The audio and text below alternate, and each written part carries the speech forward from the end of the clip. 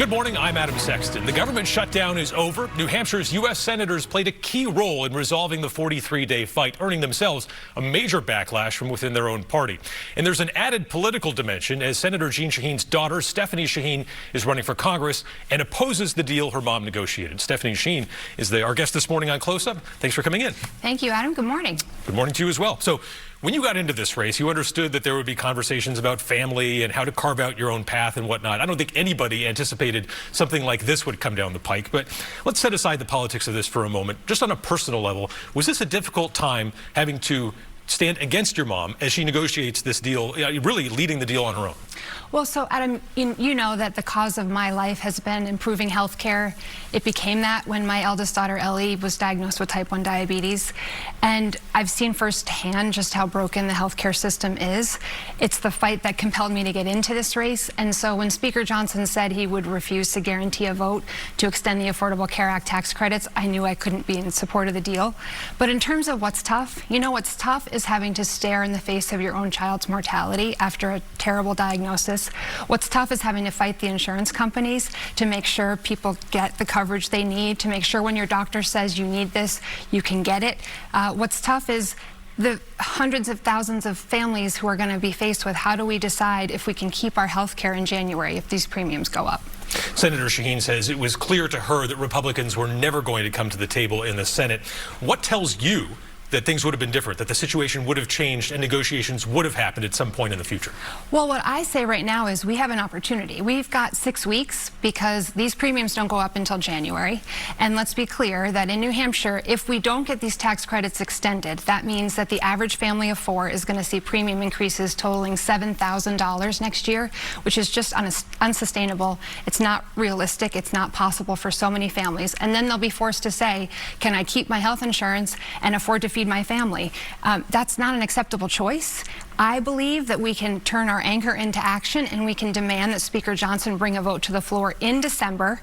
First, get it through the Senate, bring it to the floor in the House, and let's get these tax credits extended so that the premiums don't go up in January. Your mom is still under withering attack from within your own party. You've shown some independence here, taking a stand against what's been done, but does any part of you want to come to her aid? There might be people watching this who aren't 24/7 politics people who look at the situation and say, my gosh, she's not even standing with her own mom. Well, look, I know she did what she believes is right, and I'm doing what I believe is right. I understand where she stands, and she understands where I stand.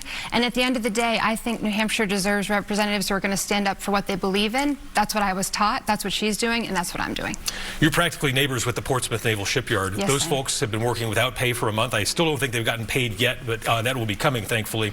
If you ran into a submarine welder in your community at the supermarket or on the street and they said, hey, I've been working without pay for a month, but you want me to keep working for weeks or even months more, what would you tell them?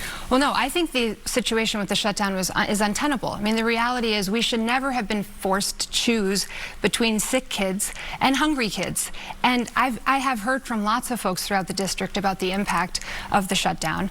And I would say we still have this window right now to get a vote on health care. And we've got to take advantage of these next 4 weeks to apply all the pressure possible, turning our anger into action and saying this fight isn't over. The government's reopened. We now need to turn this energy into action and get the Republicans to bring a vote to the floor. Essentially, this all boils down to cost of living. The ACA tax credits, the cost of health insurance, people facing these high prices everywhere else. You launched your campaign, as you noted, with healthcare front and center. What other ideas are you bringing to the table to try and bring those costs down? Well, look, the tax credit extensions are just the very tip of the iceberg. We know that the Affordable Care Act needs lots of improvement. We know the healthcare system is broken.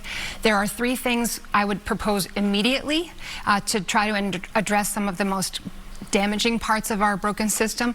The first is we got to break up the Wall Street monopolies that currently control the entire healthcare system. You're seeing insurance companies buy up pharmaceutical companies, buy up health hospitals, and buy up other healthcare insurance companies. We got to break up those monopolies. I mean, and this has really impacted New Hampshire. Think about the impact of rural hospitals that have been bought by multinational corporations that have no connection to our communities here. The second thing I would propose immediately is, and I would sign on as a member of Congress to the bipartisan legislation that's trying to bring down drug prices. And the idea that in the United States of America, we're paying sometimes 4 times the amount of money for the same prescription that our neighbors in Canada can get access to. That's unacceptable. We got to change that. And finally, I would ensure, again, in the very near term, that we prevent AI from ever making a decision about who gets coverage and who doesn't. The Trump administration is currently saying that they're going to use AI to try to determine whether people will be eligible or able to get certain benefits through Medicare. That's 25% of New Hampshire citizens are relying on Medicare. We're going to allow AI to decide whether those folks should be able to get access. Again, here we go with a system that's allowing insurance companies and technology to dictate care instead of the doctors who are trained to do it. And I will just say, because I've been in this place with a child who I've had to fight tooth and nail to get the services she needs, to get the medication she needs. I know how hard it is.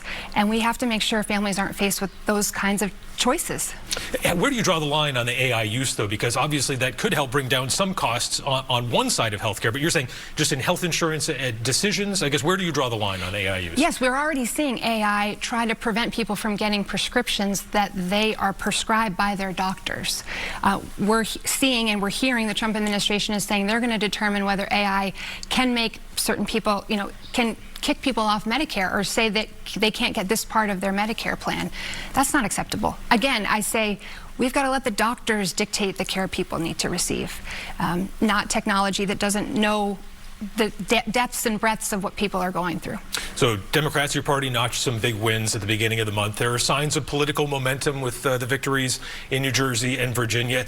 It doesn't quite seem as though the reckoning of 2024, the lessons have been fully learned, and it's kind of, there's anti-Trump fervor is back, and Democrats are just going to ride that for now. But, if you look at something like the immigration issue, right now at the southern border, illegal border crossings are down 90%. They're at their lowest level since the 1970s.